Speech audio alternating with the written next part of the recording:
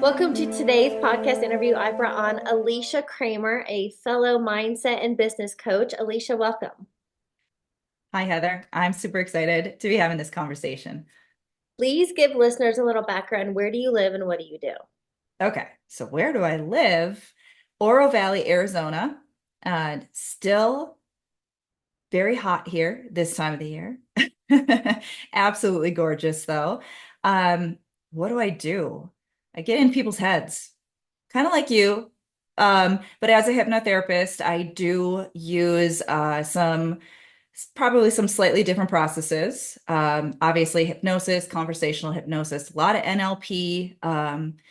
And what oftentimes I don't get into, and I don't know if we're going to go too deep on this today, but I have my master's degree in metaphysical science, and I'm actually trained in a lot of different energy modalities as well. So a lot of people have heard of energy psychology, EFT, which is short for emotional freedom techniques, tapping, little bit of that stuff that's considered woo-woo, even though there is a of ton of science to back it. But basically, in a nutshell, what I do is I help people to shift their limiting beliefs and align their subconscious mind with their most ambitious goals and dreams. Which is why I'm having you on and stoked to talk about. And I want to share a little bit before we dive into all that because that's going to be the real work. A lot of people preface it's a little bit woo woo, but I've gotten to the point that, like, if you understand, I love Nikola Tesla's quote. If you want to know the secrets of the universe, think in terms of energy, frequency, and vibration. And because we're going to get into subconscious, but we've been conditioned and programmed to believe that we are this body, this separate entity, which we're not. We're energetic beings. Our thoughts and emotions literally emanate energy and frequency. Life is a boomerang. You get back what you put out. Like, if people really understood that, that's how we start becoming conscious creators. And so for me, it's not woo woo. It's like the more people that know this, the more people take their power back. So let's just dive in from the top. Let's define and then help people understand what their subconscious is and why, when they have a conscious desire, a goal, financial freedom, to be in that loving relationship, why they're having so much struggle and effort trying to get that thing. Subconscious mind is often misunderstood.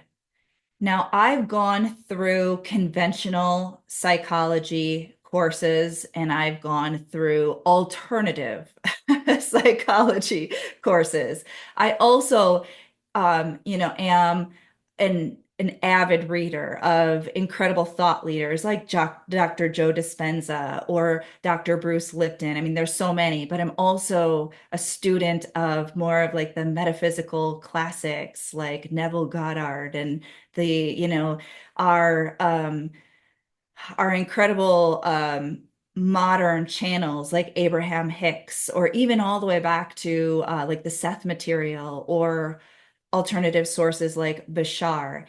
And everyone is talking about the subconscious mind in a slightly different way. But if you look at the whole big picture, what you begin to understand is the subconscious mind is like I'm going to use some analogies here. It's like our hardware in a respect. So many people talk about autopilot. We're on autopilot. It's our subconscious script. What does that actually mean? It means that there is a part of us that's programmable. So that's more like the software that can be programmed in to our computer, right? So our hardware is going to be like the subconscious processes that keep us alive. We don't have to think about breathing. Our subconscious mind does it for us. We don't have to think about a lot of things. It's a good thing, right? But all of those hardware processes that are all automatic. So your heart keeps beating, your blood is pumping, your body is healing, it's creating new cells, it's doing all the things it needs to do. But then there's this other part of the subconscious mind that is programmable. And it is very objective in the sense, well, I would say subjective, objective. Let me clarify that because it doesn't formulate necessarily per se right or wrong in the way that our conscious faculty does. And yet it is still going through this process of evaluating everything that we experience, making some type of conclusion about it, and then boop, programs it in. And so here we are, these beautiful little bodies, like you said, right? So our subconscious mind is keeping us alive. It's helping our little being grow into the human that we are today. And it's doing all this stuff, including taking all of this data that it's perceiving from outside of us and formulating these conclusions based on very limited wisdom, we'll say, right? Interpreting energy that we're picking up on from the world outside of us. And oh, that hurts and that doesn't feel good emotionally. And that was not a fun thing to experience physically. And then forming these quick conclusions and then creating programs that become associations and part of our value system and part of our identity. And once something is programmed in there, just like your computer, it doesn't just go away on its own. You actually have to be intentional about deleting the old programs that are causing problems. And you have to be intentional about putting the good stuff in there that is going to actually help you to create a happy, healthy, functional, successful life that ultimately we all consciously we know we want, but we're not always programmed with it. So that sort of segues right into your second question, which is why we have all of these really honorable goals and dreams and desires. We know logically and intellectually that it's better for us to be in a loving relationship than an abusive one, or it's better for us to be making more than enough money to meet our needs than to be in a chronic state of fear or stress. Why can't we just easily create that new reality for ourselves? And that's because we already have a whole bunch of stuff programmed into the subconscious mind that directly contradicts those desires. And until we do what we need to do at the subconscious level of the mind to clean that other contradictory stuff up, and reinforce the positive programs, we can't change. It literally is the software that's running your whole system. I'm so visual. And so what has come to mind while you were explaining all that, I also think about our subconscious as our OS, our operating system. But this whole visual came to me while you explained that. Think of everybody has a smartphone now these days. There is nothing inherently wrong with your smartphone, and your smartphone is only as good as the apps installed. And much of our subconscious programming was, you know, formed at a very young age when our analytical, logical mind wasn't yet formed. So we took in everything as fact. So can we talk about that and how mom and dads and our community and other people's beliefs, BS, their belief systems have programmed us. And so much of that is unconscious. And that's what's running the show, creating the struggles in our life. Yeah. And I think it's safe to just start this with saying so many people get so angry with themselves about their current circumstances. Why am I not where I want to be? Why am I still struggling with this thing? And it's almost like we have this flawed belief that somehow we're just supposed to pop out of the womb and we just have all of the right programming in there, and then somehow we got off base. And that's just not the way that it works. we come in as sort of an open book. It's not written yet. And those early life experiences, and really we're being programmed all the time, even as adults, but definitely in those early years, and many different schools of thought pretty much all agree that from the time that you are born, and some will even say before that, you're being programmed.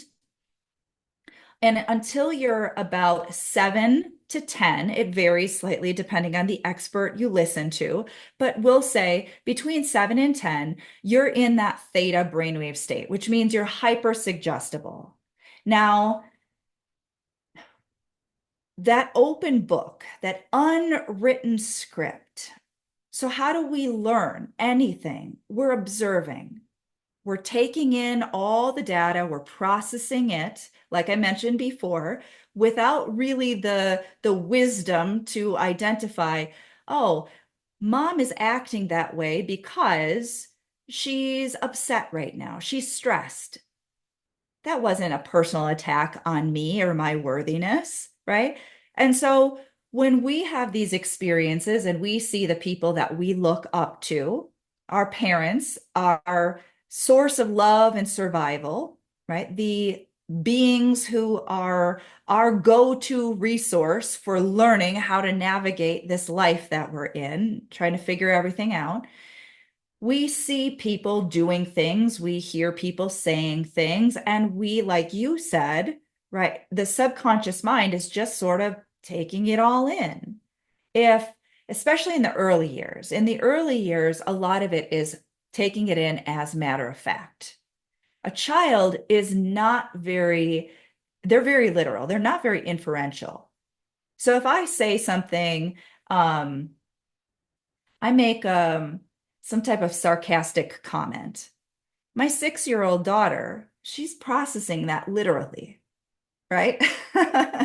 And so we do start to develop that critical faculty of the mind, that more logical, rational, reasoning part of the mind as we start to get a little bit older.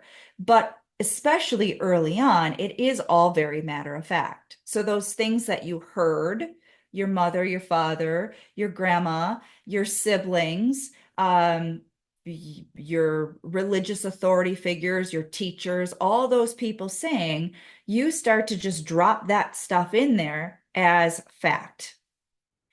But then there's also that other component where we are very emotional creatures. And what a lot of people don't realize is that we're predominantly programmed in two ways. And this is very true today as the adult that you are, as a young person. But consistency, repetition, doing something over and over and over again, we know that that creates programs, that programs your mind. So the first time you tried to tie your shoe, it was not programmed yet. You watched it, you saw it, you intellectually understood it, but until you get in there and you practice that over and over and over again, it does not become a subconscious program. So repetition. But the other piece is emotion. The stronger the emotion, the deeper that creates those subconscious programs. That's why we have those trauma responses. That's why we have these strong memories that can get triggered 20, 30, 40, 50 years after the event occurred, and we can relive it because the stronger the emotion, whether it's good or not good, the stronger that subconscious program. So then you take all of that life experience and all of those emotions and all of the ways that you processed those things and all of the things that people said and did, and the fact that you didn't have other data early on to say, I don't know if that is true. And that stuff is all in your subconscious mind. And oftentimes our beliefs are not just one belief, it's a bunch of different beliefs that are all sort of entangled that create like a core theme or a core program or people will say something like, I don't have self-confidence. Well, it's not one incident that caused that. It's not somebody said, you're just not a confident person. It's a whole bunch of different experiences that become this core program. And A that virus. just keeps playing out over and over. Yeah. Something I just wrote down I'd like to touch on why affirmations on their own don't work. That's a good question because we keep hearing that affirmations work and they can work. But this is why, and you probably do this in your coaching practice as well. We have to clean up the contradictory beliefs. So if your core belief is, I have always struggled with money my entire life, and you have all of this data in your memory bank, all those times when you didn't have enough money or you felt scared or whatever, right? You got all that stuff. And then you get this great affirmation and you say, I'm going to reprogram myself to believe that I am a wealthy, successful money magnet. And so you start reciting your affirmation, and your subconscious mind starts firing off. No, no, you're BSing yourself. No, you're not. Look at this evidence over here. That's not true. Look at over here. Oh, did you see your bank account today? Right? Oh, that thing costs too much. You remember that fear that you have every time you look at the bill? And so a lot of people are trying to use affirmations to rewrite a big ass program in their subconscious. And there's a massive incongruency. And sometimes it actually can create more harm than good if it's creating more triggers. So, can we talk a little bit about how to solve that? Yeah. Well, and so what I mean by that, when I really understood why affirmations on their own don't work, because we haven't really talked any about the conscious mind, but my quick, brief understanding. So, if our conscious mind is 5% of the picture, we have conscious desire. I want to be financially free. I want to be in a loving relationship. I want a successful business. But 95% of our operating system is I'm unworthy. I'm not enough. I'll never have that. Money is evil. That's the incongruency that you talked about. And so you could say it all day long, but your subconscious will throw it out. But then I learned more about affirmations through repetition and consistency can work when you use emotion, Mhm. since the subconscious, and that's why Neville Goddard and Abe and all these people talk about that emotional piece because that's the subconscious. So now if you're Mhm. saying I am financially abundant and you're feeling grateful and free, that through repetition can reprogram. Is that true? It is true. Okay. Now, the one piece that I do want to say that I know you've been working with clients a long time as well. I've been working with clients since 2006. And so I've seen a lot of people going through a lot of that inner conflict. And that's why I became very adamant on teaching all of my clients different emotional releasing processes because you could have a lot of subconscious programming, let's say a tremendous amount of fear around like scarcity, running out of money, not having enough money. That can be so strong, so powerful that no matter how good your intentions are, you find that it's like two steps forward, one step back, two steps forward, two steps back, right? And that's that because you've got those conflicting programs. So a part of you can actually really, at times, believe I am this financially abundant person. I have all this data, all this evidence. I've practiced the feeling, I've practiced the visualization. I've had some wins, I've had some really, positive evidence, but then also simultaneously be creating other circumstances in your life that match the other program, the negative program. Like, oh, there was $100,000 year, and now here I am again at a $50,000 year. What happened? Right? Here I achieved this, huge contract, and now I can't close a deal. And we see this all the time. And that's because we have both programs running. And so now we're being influenced by both programs because we didn't neutralize that other one. Sometimes it's kind of like the domino effect. If you do enough good stuff, excuse me, you may be able to raise your consciousness enough on the positive side that it completely shifts. You'll have an aha moment. You'll have a moment where you just are able to actually almost instantaneously just shift all of the old program. It's like a tipping point effect. But a lot of people struggle because they're not at the tipping point effect yet. And so then they've got sort of a mixed bag with some of the positive manifestations from the good reprogramming work that they're doing, but they're still bumping up against a lot of the other stuff too. And that can be taxing on us emotionally. It can create a lot of inner confusion, like, but I'm doing everything right.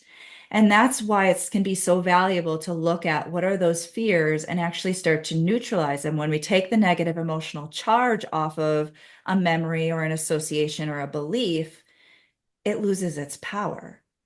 And now it no longer is a dominant energy force, a belief that is creating our reality. It's just data that has no emotional charge and no longer controls us. So let's say we're in this back and forth, 2 steps forward and 2 steps back, which I would imagine for most would create emotions like frustration, impatience, doubt, stress, worry. And when we're running those emotional states, we could never get the outcomes we want, right? Can you talk more about the emotion piece and why that's driving the behaviors and outcomes? Yeah. So this is what I love about diversity of information. Like when we learn from a diversity of sources, when we're not just overly focused on the scientific aspect, we've got a really nice balance between the scientific and the spiritual, because both sides are talking about the same thing. They're just describing it in different language. So if we're going to look at it from the scientific angle first, then we understand that those emotions create chemistry in the body. And that chemistry determines what other thoughts we think, what memories we activate, what beliefs get triggered. And that is what sort of creates more of that same type of thinking and feeling. And that's when we get stuck in a rut or we get a lot of negative momentum going. And before you know it, we're not in a good place anymore. Um, let's look at it from the metaphysical perspective. So we know that this is a law-based universe. We know that the law of vibration is a real thing. It is explained by quantum physics, even basic conventional physics, right? Um, we know that everything in this universe vibrates. And we also know, and I'm using this word very generously because some people have their doubts about the law of attraction, but it is scientific, right? So if you can set aside that, skepticism and do your actual research, um, you understand that in this law-based universe, like attracts like, which means that if I'm in the emotion of frustration, that has a vibrational frequency. If, and it does, in this universe, like attracts like, then if I'm thinking thoughts of frustration and feeling thoughts of frustration, I attract to me more thoughts, feelings, and circumstances of frustration. And that's how we build momentum, which I just said, right? So, regardless of which way you're looking at it, or both, hopefully a holistic perspective, we understand that if you're in a negative state,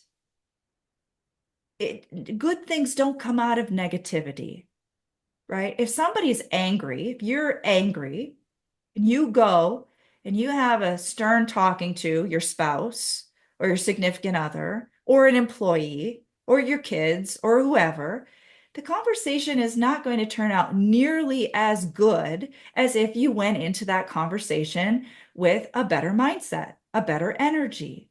If you were looking for a positive win-win resolution. And so, from a logical perspective, it makes sense. If you're negative, you're not going to create anything positive out of that.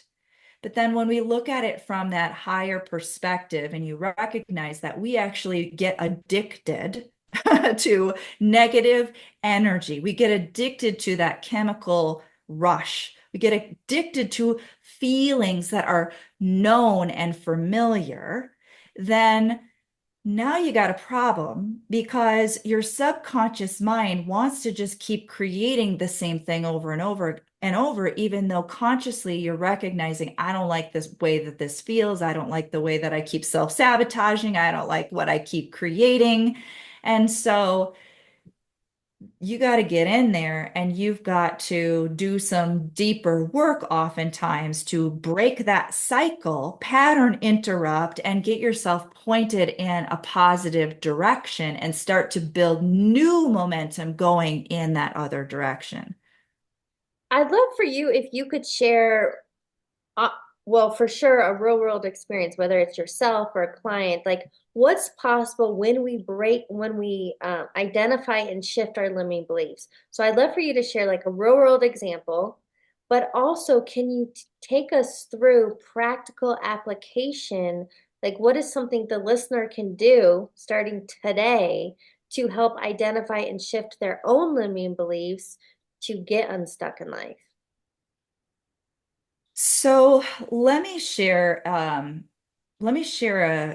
example case study of a client who came to me with a lot of negative conditioning.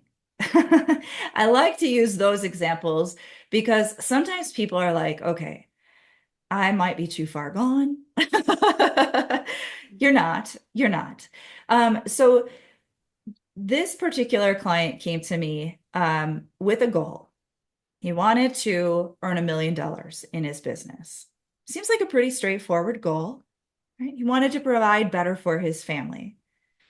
But now, when you when you really start to get into it, that's when the truth actually starts to come up and out. And this is where I just always like to say, listen, you're human. Welcome to the club. You've been programmed with a lot of not so great stuff.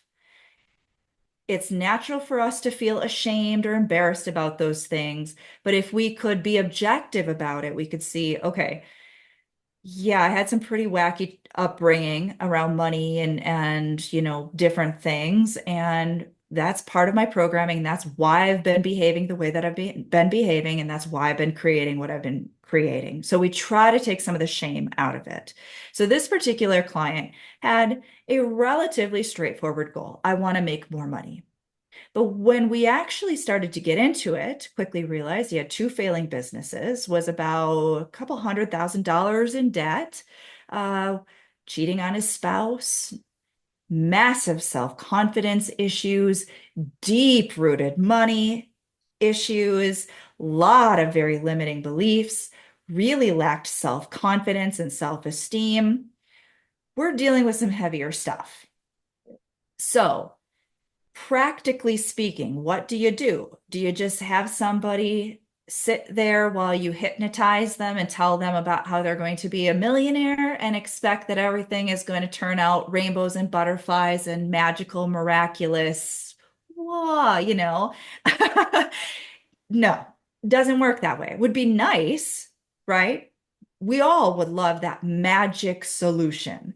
But the reality is, you got to look at that stuff. You've got to actually see what's really going on. What is your self-image? What are you believing? What is that old pain and trauma that you're holding inside? And you've got to start to neutralize that stuff.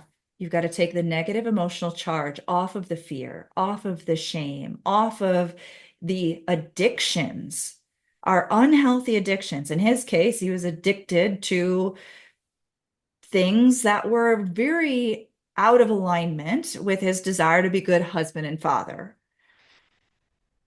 I just want to point something out because like we do this work, I think we get it, but for somebody listening, here's what I see. So this guy has a very negative self-concept. So subconscious programming, a very negative self-concept, insecure. And so he is, although consciously wants $1 million, he is sabotaging all of that, including his relationship, because he feels so unworthy. And until you pull the weeds and plant new seeds and do this work, you will never get that $1 million. Right. So continue. Yes. So, practically speaking, it is always that process of identifying what is going on in the subconscious mind. These things do not go away on their own. The weeds do not magically pull themselves out. You can do a lot of really good reprogramming, but that goes back to what we were talking about before, where oftentimes you can't reach that critical tipping point um, super quickly, which means it's a rough journey. You can still achieve a lot of goals by just focusing on the positive, but there oftentimes is a lot of unnecessary stumbling blocks around the way because you're still creating a lot of those negative programs and patterns as well. So in his case, it was about just doing that process of identifying where he's self-sabotaging, what those beliefs are, rebuilding his self-image, rebuilding his self-confidence, reprogramming himself to really start to embody, to become the man he truly wants to be. And that is such an important part because we have to change our self-image. If we continue to be the person in our mind that we were in the past, we can't create the new results vibrationally or in terms of our actions and our behaviors and the practical tactical stuff that gets us there. So throughout that process, it was really about that deep healing work and completely revamping his self-image to become that version of himself. And he's healed his relationship. He's moved his family into a nicer home. Um, his businesses are both making money. He's on track to earn his $1 million. Actually, he's on track to earn a couple $1 million. And he's a changed man. Now we're still working together. We don't do as many sessions because he's got a lot more positive momentum. But I think it's also worth saying that this is not just a one and done. We don't just flip a switch and then all of a sudden we live happily ever after. We're very complex beings with a lot of stuff in our subconscious mind. And to boot, we all just keep reaching for greater expansion, new levels in our life and in our business. Right? That's the law of life. The law of life is we keep reaching for more growth, more expansion, more abundance, more well-being, more love. And if we're not doing that, then what is the alternative? You just sit there and like rot away and die, right?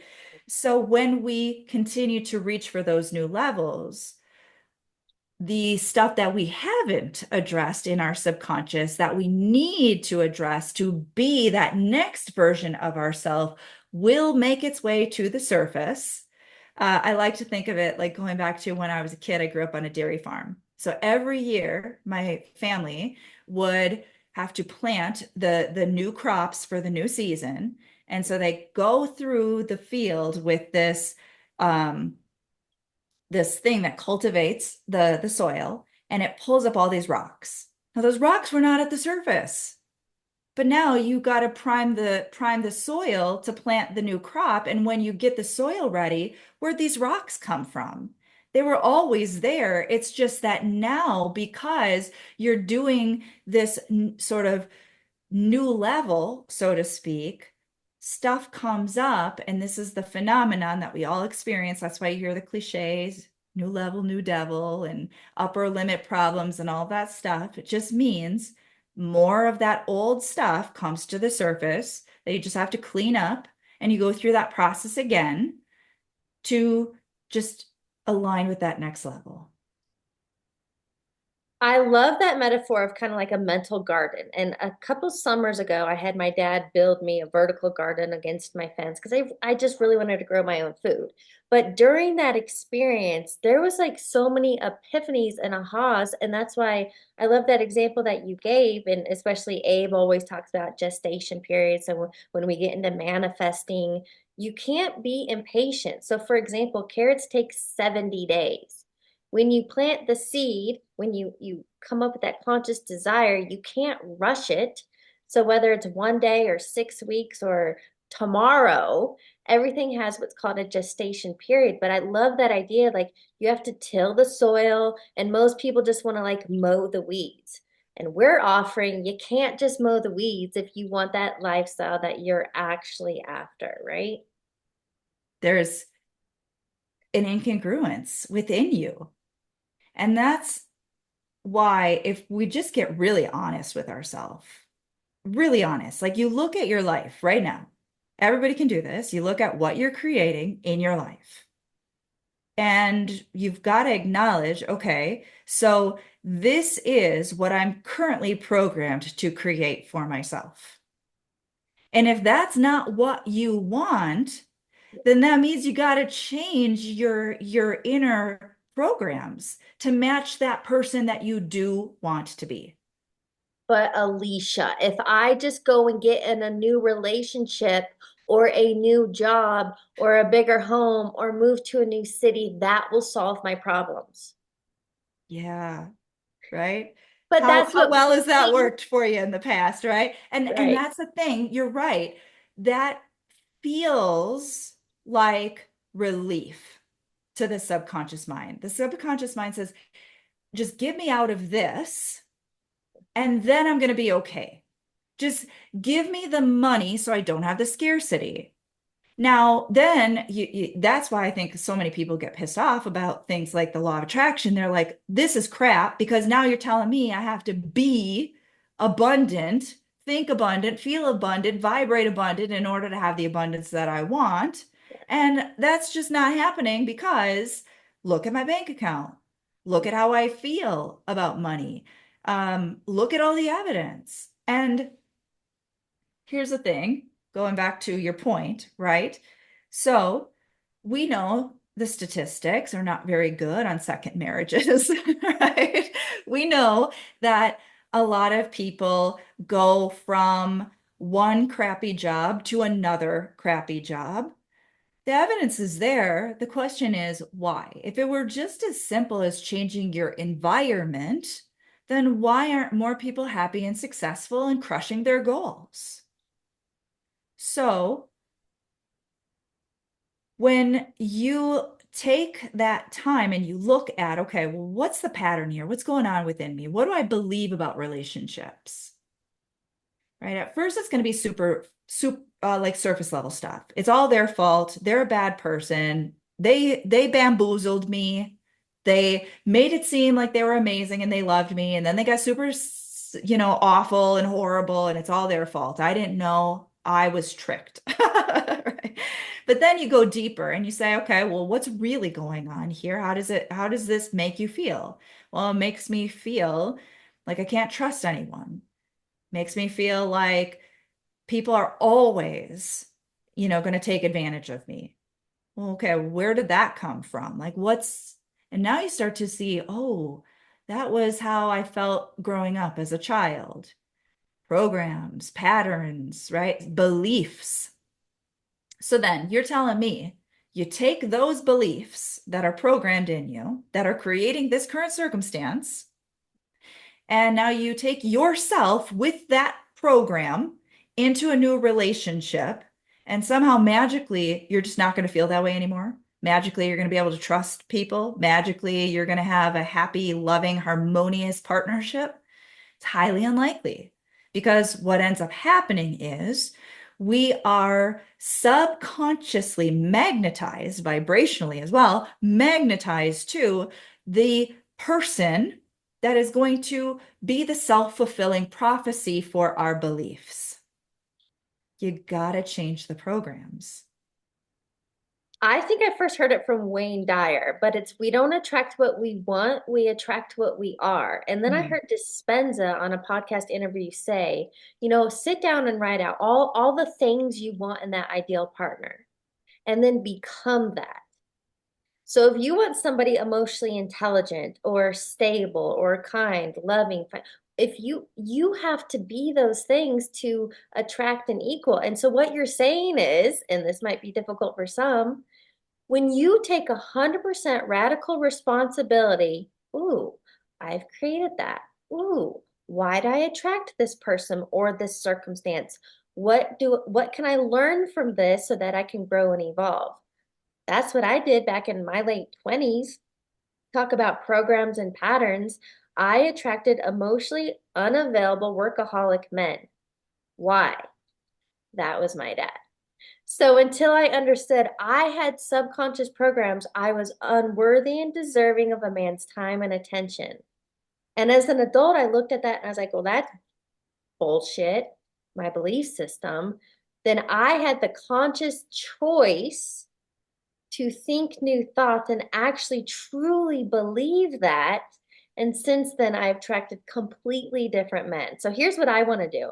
I, I'd love for you to share. I really want to empower people when you do this work, which I highly recommend, but some people don't because it's not easy, but it's like choose your heart, stay stuck or grow and evolve. But when you do this work, when you become self-aware and figure out the patterns and the programs, what's on the other side? So, if you took a moment and we just did that little assessment of your current circumstances, okay?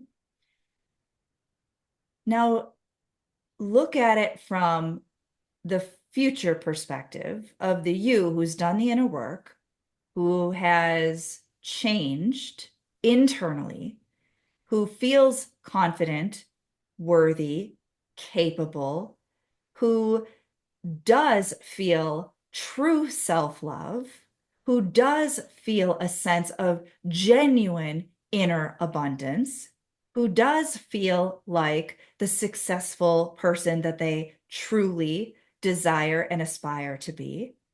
If you embody that, that's how you think, that's how you feel, that's how you behave. What are you going to be creating? What is your life going to look like? It has to look different. It has to. And that's where, like, that's why I love the science and spirituality. It's like my left brain, the logical, really needed the science to understand law of attraction, all that. But then my intuitive, like that, just inner knowing the universal laws, when you marry them, it's like, oh my gosh, this makes sense. And then I've stepped into becoming like life is a big experiment to me. Life, it's like Florence Scovel Shinn wrote a book, The Game of Life and How to Play It. When you understand that, like you really become unlimited and it just becomes a whole lot more fun. So I would love to know, since I mean you do this for a living and it's just a constant peeling back. There's so many layers. What are some of your daily rituals and practices that help you stay conscious and aware and manifesting outcomes you actually want? So there are a few different things, and I am a strong advocate for practice what you preach. Yes. There are a lot of people who do not practice what they preach. They can talk about mindset and they can talk about all sorts of manifestation principles and things all day long. Um, Couple things that I do that I also highly recommend people just try it on if you aren't already. So there is a tremendous value in meditation. And there's a lot of different ways that you can experience meditation. There are obviously just the clean your energy meditation, just be present. And that's oftentimes what a lot of people think of meditation. They think of just being clearing your mind without recognizing that it's not that you have to clear your mind. It's really just about being willing to keep bringing yourself back into that state of just presence and inner peace. It really is a wonderful way to hit the reset button.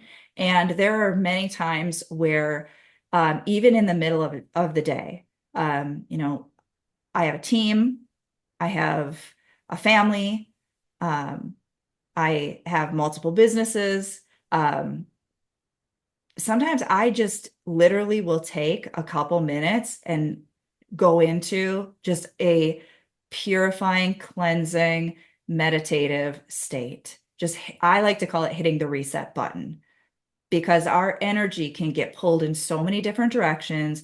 Once our mind is in that active state, we're activating and triggering so many thoughts, so many feelings. All of a sudden, you're going like a million miles an hour and you're not even productive anymore. Hit the reset button. So that's something that I actually do oftentimes throughout the day. But then I also am passionate about reprogramming our mind to align with our next level goals. And we talked a little bit about affirmations. The way that I do affirmations is I work on first really clarifying what that next level goal is. And this is processes I like Neville, you mentioned Florence.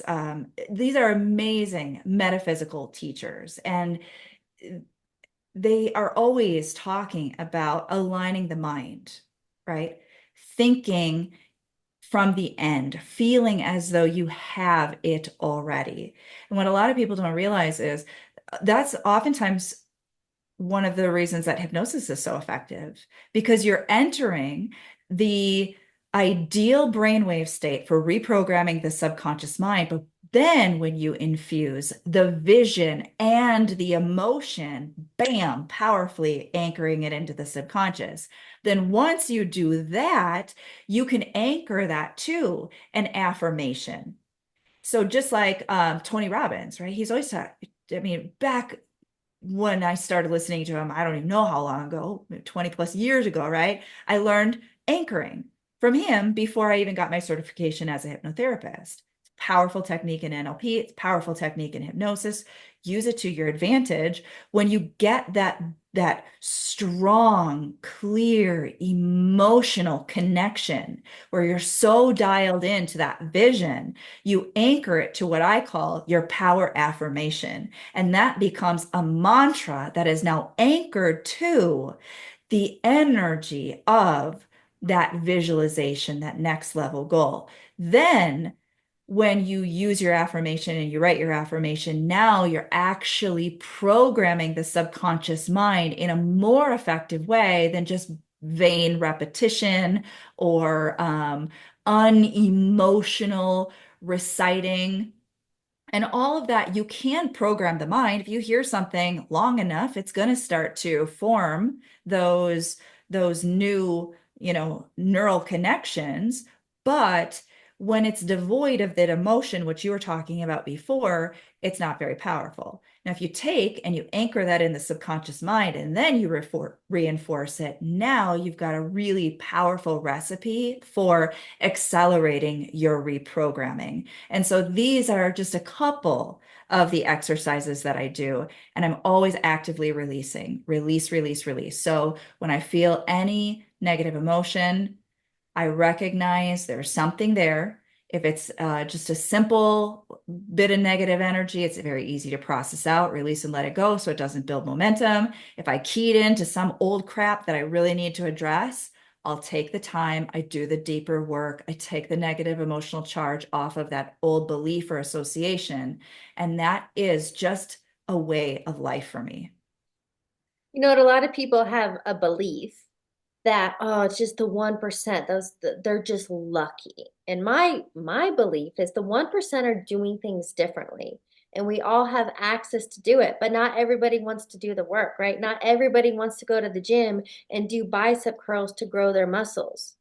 You're not going to have a six pack overnight, but if you keep showing up for yourself because you have beliefs and that self love and that desire, then like there are no limits. You know, a lot of people say the sky's the limit. No, your belief system is. right? It's so true. So true. If you could give humanity a billboard message, what do you want people to know? Goes right back to what you just said. You can change. It does not matter what you've gone through. It does not matter where you've come from. It doesn't matter how rough your life has been up to this point. You can change. You know, it's even what you just shared, that accelerated growth. It's like we can create quantum leaps in our life.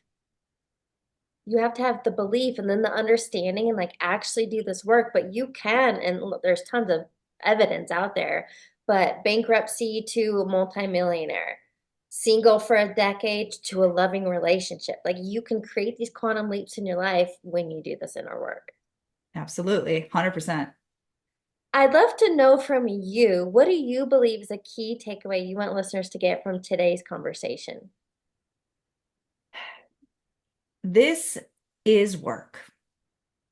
Let's not sugarcoat it. That's why a lot of people give up on really great programs, or they read an incredible book, or they come across a very, very good mentor, like some teacher, and they're teaching universal truth. And it's hard. It's not easy. It's not the magic potion, the magic pill, the amazing overnight transformation. And people just they give up. They're like, no, too hard, can't do it, not me, right? All the excuses to justify staying where they've always been. But if you can accept life in and of itself is work, right? It is.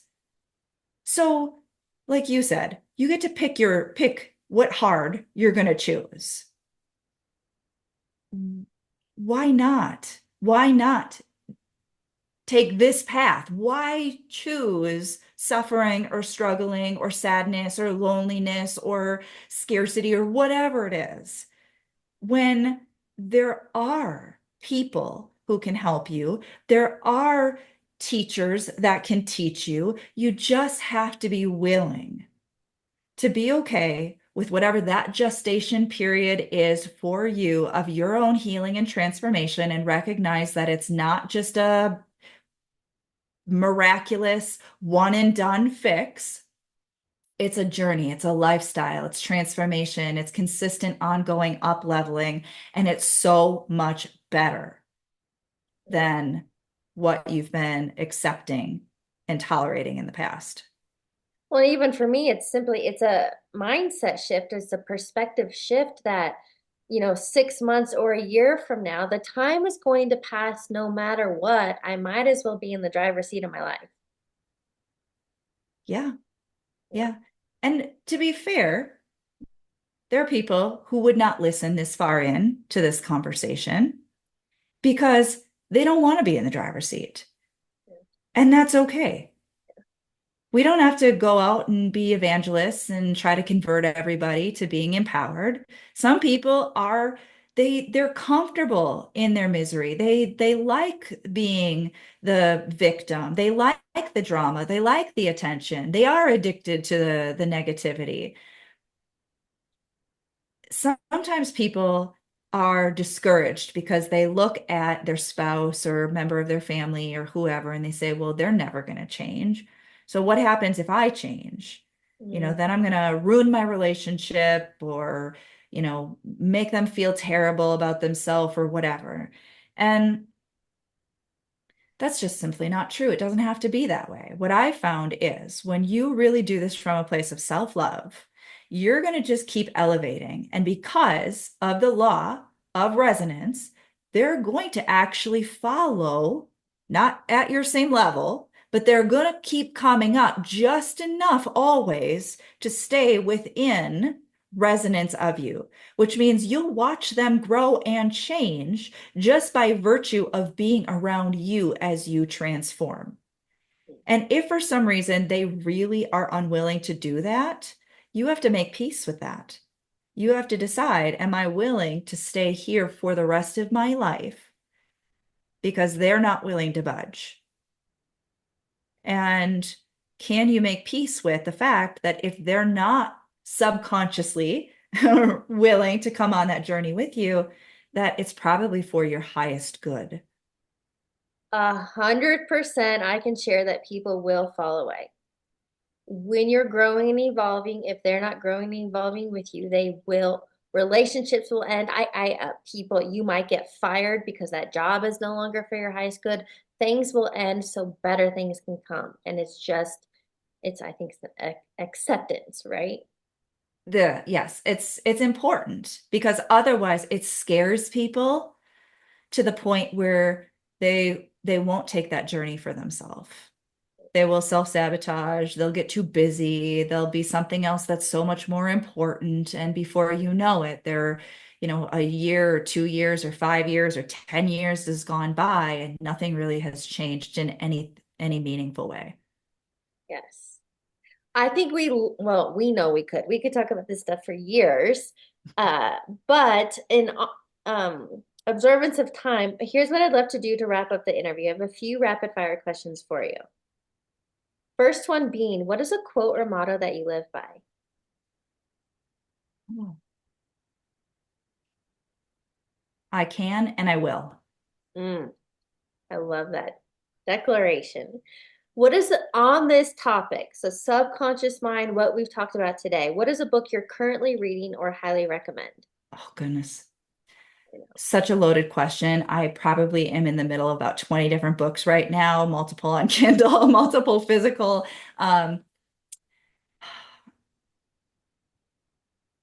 so we talked about Dr. Joe Dispenza. His work is a little heavy for some people, but it also is a great primer on this subject. So if someone is of that mindset that I need to see it to believe it, I need the evidence before I'll take this stuff seriously, go to go to the source where you get both. You get a taste of the science behind the transformation.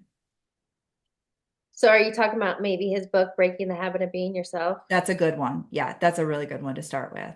Agreed. All right. Final question. What advice would you give your younger self? Don't believe everything you tell yourself.